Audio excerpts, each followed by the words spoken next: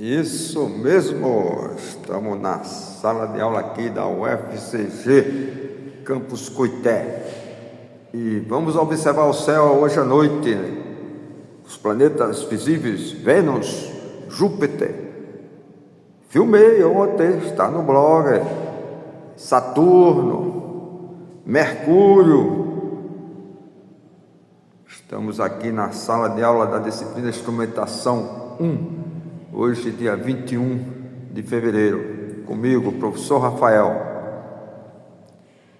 Vamos ver a lista 4, a lista de exercício, de aplicações das leis de Newton.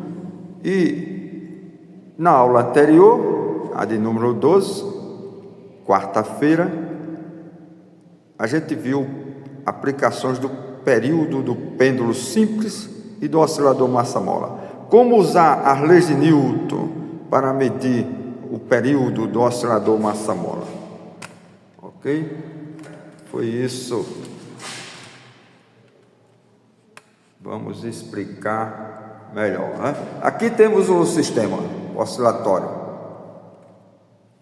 O oscilador massa-mola, está aí a molinha de aço, está oscilando em torno da posição de equilíbrio.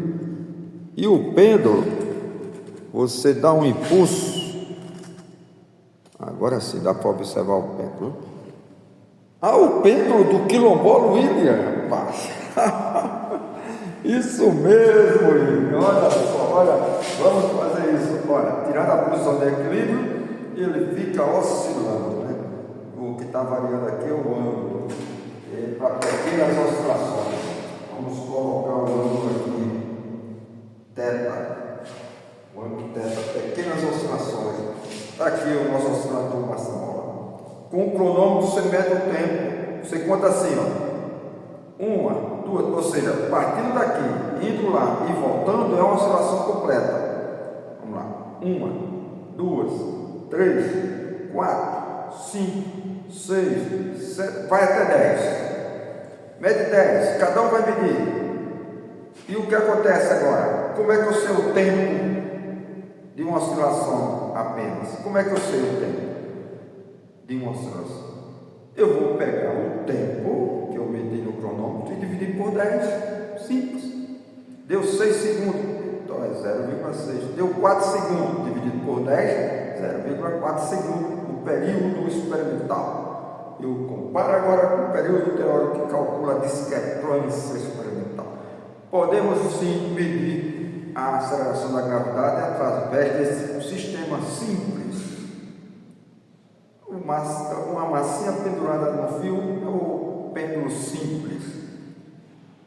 Esse é o experimento de número 5. O número 1, movimento na reta. Aqui, olha, você pode usar o seu kit com a mangueira, com a lâmpada, pode usar isso aqui também, movimento na reta, ok? Então, mede o tempo, distância, daí você monta o gráfico, distância na vertical, tempo ao quadrado na horizontal e vai dar uma reta. Coeficiente angular da reta, o delta x, pode ser delta y na vertical, pela variação da horizontal, delta t ao quadrado, você vai encontrar o que? Distância por tempo ao quadrado, aceleração da esfera rolando no trilho. Ótimo, ótimo. Depois a gente fez o lançamento do projeto. Lança o projeto. Ele sai na horizontal e cai fazendo uma curva. É o lançamento horizontal. Depois o número 3, as leis de Newton, um carrinho na pista, com porta-massa, são 2 blocos, então, um em cima da pista e o outro pendurado, passando pelo carretel de linha. Você pode usar qualquer sistema, até isso aqui, ó, passando assim, ó, um cordãozinho assim, certo? Olha, eu usei o carretel de linha para a polia. Depois, no atrito, o atrito, um corpo deslizando na superfície, ele vai sofrer a ação de uma força na direção contrária. Essa força é a força de atrito. A gente aprendeu a medir o coeficiente de atrito estático. E o quinto é os pêndulos simples. O sexto é o oscilador massa-mola. Olha aí, olha. Está oscilando em torno da posição de equilíbrio. Você mede essa distância aqui. Digamos, quando ele para lá embaixo, a distância foi y igual a amplitude de massa. Vai equilibrar com a força-peso. A força-peso sempre atuando na vertical, perpendicular à superfície terrestre. Peso igual à força da bola, que atua para cima. Lei de Hooke. K, Y igual a K. Vai ser K, A igual ao peso mg. Daí você tira o valor da constante elástica da bola. Né? Isso. Você vai fazer no equilíbrio y igual a A. Então a força KY em módulo vai ser KA. Ok? K igual a mg, que é a força peso em módulo. Daqui você tira o valor do K. O teu Kzinho, constante elástica da bola. O A está multiplicando e vai dividindo. Então fica M dividido por A vezes a aceleração da gravidade. Ótimo, ótimo, ótimo. Quem é? Vou medir na balança. Ele vai na balança. Na balança da padaria, lá, o vizinho tem a padaria, você mede a massinha que está no porta-massa. Essa massinha aqui. No caso aqui, a massa seria o chaveiro completo com as chaves. Ok? E o A é a amplitude máxima que você mede com a régua. Está aqui a régua. Ok?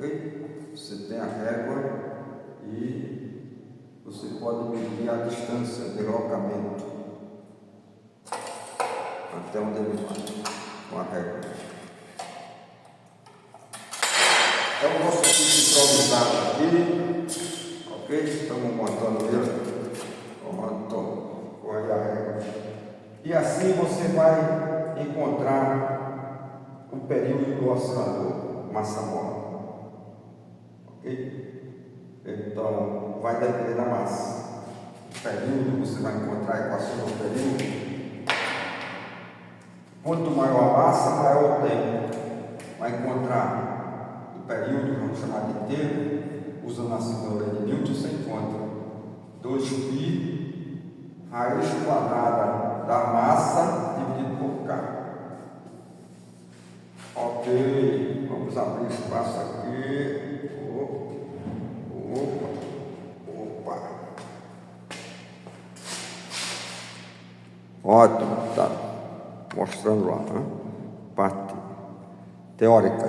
Muito bem, mas isso foi na aula anterior, foi feito vídeo, está no blog Ciências e Educação. E agora a gente vai para a lista de exercícios. Aqui na tela, lista de exercícios. Ok. Usando agora o recurso tecnológico aqui da sala de aula Super TV. Super TV, olha aí. Nossa TV, ok? Aproximando mais. Conectada no notebook. O notebook está lá na mesa. Aí, muito bem. Então, vamos explicar rapidinho a lista de exercícios. Depois os alunos vão tirar as dúvidas e resolver as 10 questões. Começando pedindo para anunciar a lei de Newton. Deixa eu ver se eu trouxe um apontador laser. Meu apontador laser. Não estou encontrando meu apontador laser. E a um apontador laser aqui. Não tem, mas tem lá. Olha, vai seguir a pista do movimento retilíneo. Mas, obrigado aí. Segurou a bolinha, né? A bolinha ia passando ali. Segurou. É isso aqui, ó. Nosso pista do movimento. Uma pequena inclinação. Não aumenta muito a inclinação, não, porque o tempo vai ser curto. Você há uma pequena inclinação para dar tempo para você medir no cronômetro. Porque se for muito rápido, velocidade maior, tempo menor. Fica difícil de medir, na verdade. Fica difícil. Olha só. Diminui a inclinação, faz um aumento de inclinação. Ok? Muito bem. Estamos aqui, ó. Primeiro, eu peço para você anunciar leis de Newton e escrever as equações de cada uma delas. A primeira lei, a lei da inércia, que era conhecida desde Galileu, sendo que Galileu tem uma interpretação diferente de Newton. Newton introduziu a força constante, né? Aliás, a força resultante, que pode ser constante ou variável. Um corpo está parado ou em movimento retilíneo uniforme, a não ser que a força resultante seja nula. Ok? Não. Se a força for nula, ele está parado. E se a força for nula, ele continua em movimento retilíneo uniforme. Um avião, quando sobe e apruma em linha reta em movimento retilíneo uniforme, a força resultante é nula. Então você pode andar sem sentir o abalo, né? Velocidade constante. Então a física lá é a mesma física aqui na Terra. Se a força resultante for diferente de zero, aí não vale mais. E esses referenciais são chamados de referenciais inerciais. As leis de Newton são válidas de referenciais inerciais.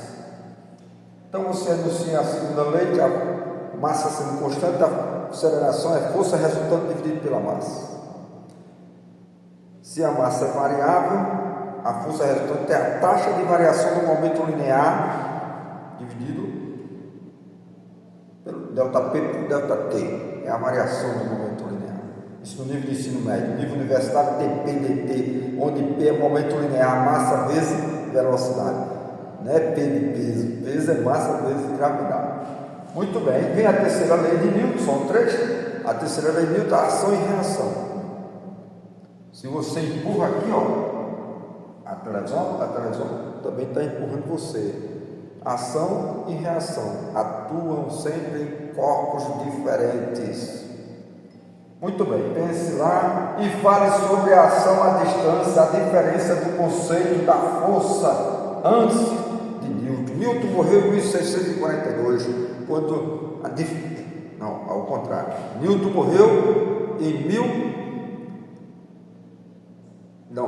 foi o Galileu que morreu em 1642, quando nasceu Isaac Newton.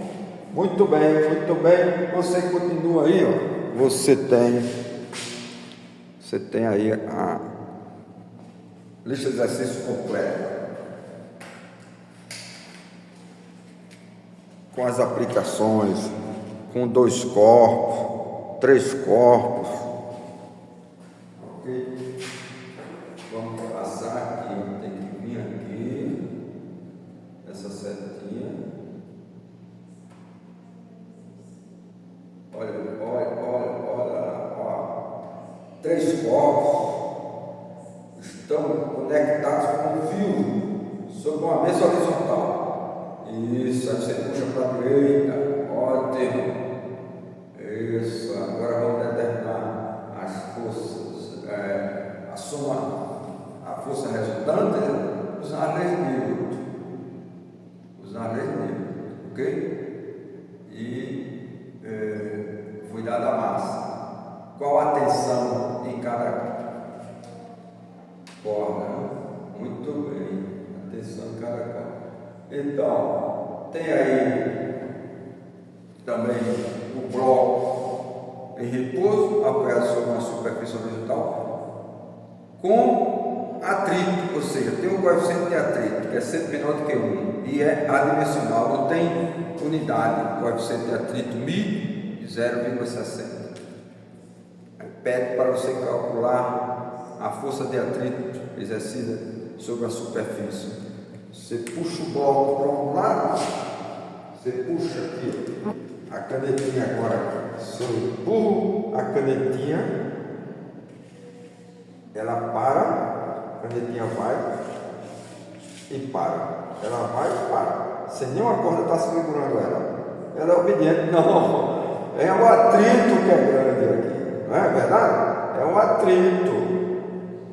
Então ela para.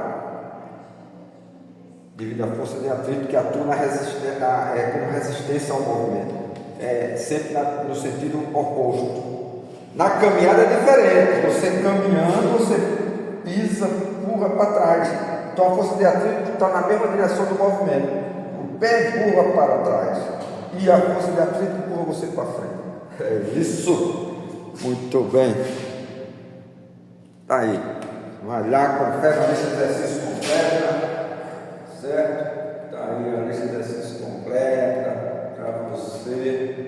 Tem questão ainda do PSS 2000, uma tábua encostada na parede, certo? Aí tem um atrito, a gente pede para determinar o módulo desse atrito, a força de atrito que o piso exerce sobre a tábua. Estava lá no PSS 2000, eu fui fiscal, eu corrigi, na verdade, fui convidado para corrigir as provas do PSS 2000, as provas de física. Professor Rafael, tem mais questões aí, tem mais questões interessantes de aplicações da lei de Newton para você. E tem sugestão de solução também. Aqui a gente está considerando o centro de massa. É preciso saber o conceito de centro de massa, que é o sistema, no caso, com duas massinhas, M1 e M2, a massa do centro de massa, por definição, certo? A soma total, né? Então, a coordenada de posição do X do centro de massa vai ser M1x1 mais M2x2, a posição da massa em x1 é x em x2, e dividido pela soma das massas, que é o M. M é a soma total das massas. Esta é a coordenada do centro de massa, e o ponto mais próximo da partícula é aquele de maior massa. Se M1 é maior massa, então ele vai estar mais próximo. É isso. Aí tem mais questões aí para você. Vai lá. Olha, essa questão aí, eu resolvi quase toda, né? Tá certo? São dois corpos.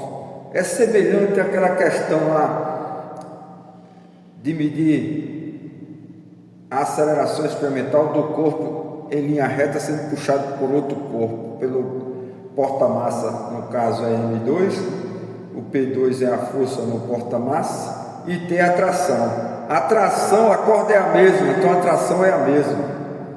Muito bem. Aí no corpo de massa M1, que está em cima da pista, atua o P1 e, no caso, a gente está considerando aqui os dois pendurados, né?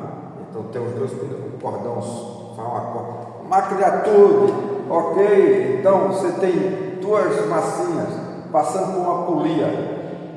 Passa por uma polia e a gente escolhe o eixo positivo numa certa direção, ok? Sempre na direção do que tem massa maior. Isso é a questão do número 10. Questão do número 10. Vamos voltar aqui para entender melhor. Está aí, questão do número 10.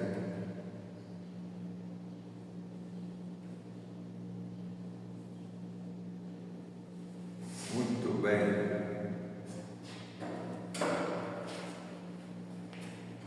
Próxima aula, quarta-feira, estaremos aqui com umas kits.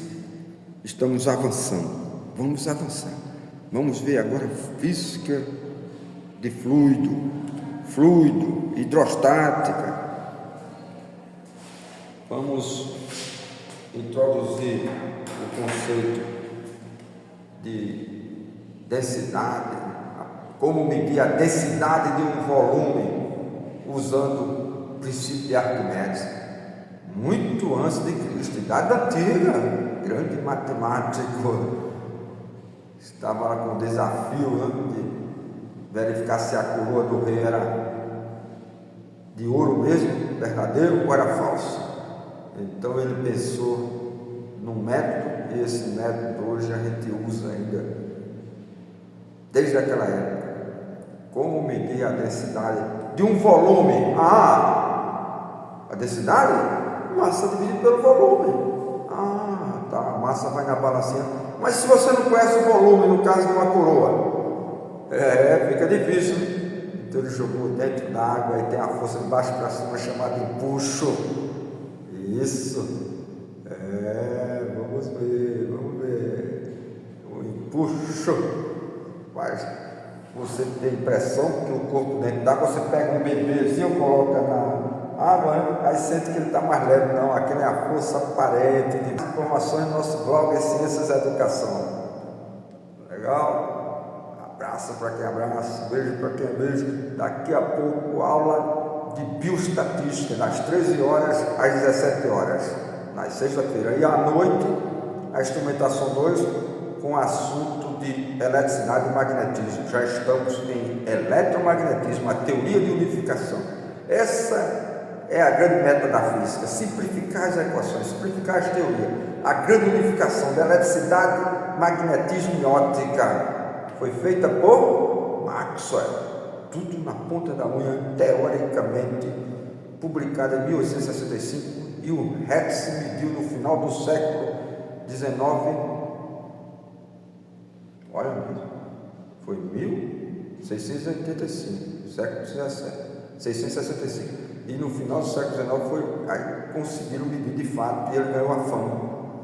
Quando mediram realmente no laboratório a ondas de rádio, então aquelas equações do eletromagnetismo hoje são chamadas de equações de Maxwell. Valeu! É isso. Aqui, ó, vamos acompanhando aqui, ó, com a bandeirinha do Brasil, o nosso pêndulo simples e o nosso oscilador Massamola. Muito simples. Isso aqui foi um quilombola William que fez. Olha aí, William, pêndulo simples na sala do professor Rafael. Isso. Aí o nosso pêndulo simples. E o oscilador Massamola. Valeu!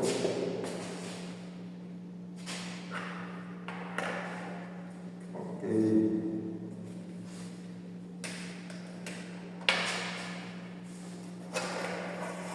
Podemos usar a regra. Você faz uma base, prende a régua e vai medir a distância na vertical, que a gente está chamando de A, elongação máxima. A elongação máxima a gente está chamando de A. Opa, olha aí a oscilação. É chamado movimento harmônico simples porque a gente está desprezando a força de atrito e também só tem uma massinha. Você pode pensar com duas massas, colocar uma embaixo, outra em cima. Isso. Na prática a gente tem um efeito da resistência. Como realizar um sistema para diminuir essa influência da força de resistência do ar? Legal? Vai lá.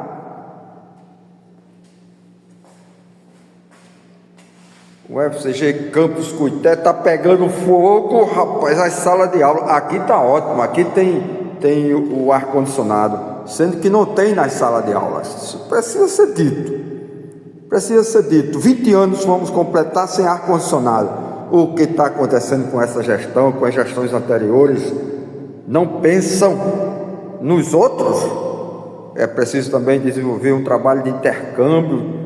O intercâmbio com outras universidades? Não, aqui dentro mesmo. Os colegas precisam fazer parcerias e reivindicar bolsas de iniciação científica somente para o SES, porque é um absurdo, é desigual a concorrência que a gente vê dos cursos de licenciatura com os cursos de engenharia elétrica. Tem mestrado, doutorado, pós-doutorado, um currículo desse tamanho, um currículo da gente pequeno, e eles colocam o pé de igualdade. Eu falei isso para o diretor científico do CNPq, Olival, falei isso para o diretor do INEP, Manuel, que estavam defendendo o pé de meia. E eu falei, esse pé de meia podia ser assim, passar nos cursos de licenciatura, que tem 4, 5, 6 alunos por curso de física, e já doar, agora com a condição, você precisa escolher um orientador, fazer um trabalho com orientação, não é só receber como é o Bolsa Família. E na prática, com a norma do MEC, fica inviável, é utopia, porque exige a nota mínima de 650 pontos no Enem. Qual é o aluno de física da UFCG que tirou 650 pontos? Isso aí tem que ser dito.